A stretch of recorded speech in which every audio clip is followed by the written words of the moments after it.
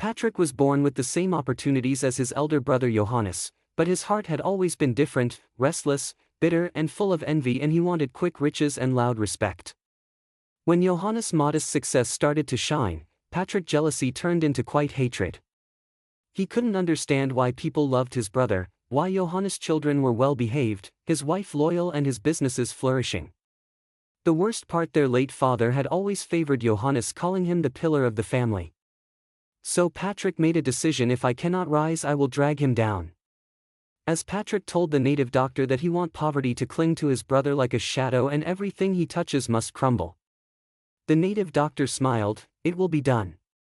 But the price is blood and betrayal."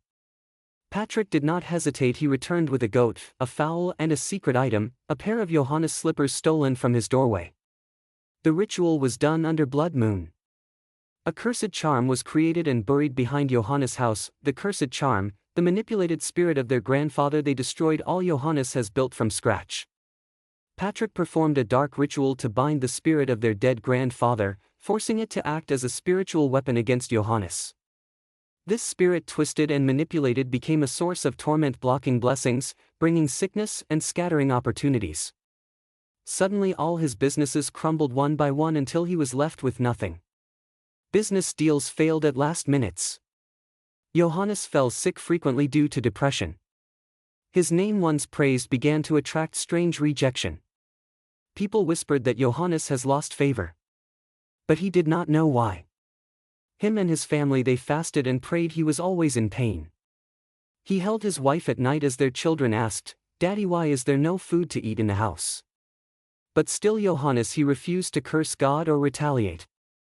Patrick watched it all unfold with satisfaction, pretending to be concerned. "Ah, brother, maybe it's just bad luck," he would say, offering fake prayers while rejoicing in secret. But what Patrick did not realize was that evil has a time limit. God does not sleep. Though Johannes and his family suffered, they never stopped praying. They never turned to the darkness. Years later, when Thomas, Johannes' only son, grew up and escaped the curse through divine intervention in the city, he unknowingly broke the family cycle. Johannes' old friend Pastor Ajulu came from the city and noticed Thomas' potential. "Let me take him with me," he offered. "I will train him in my business. He will have a better chance there," explaining to Johannes, Thomas' father. In the city, Thomas found more than work, he found Christ. He began to grow not only in business but in spirit. He rejected every form of evil tradition and soaked himself in prayer and righteousness.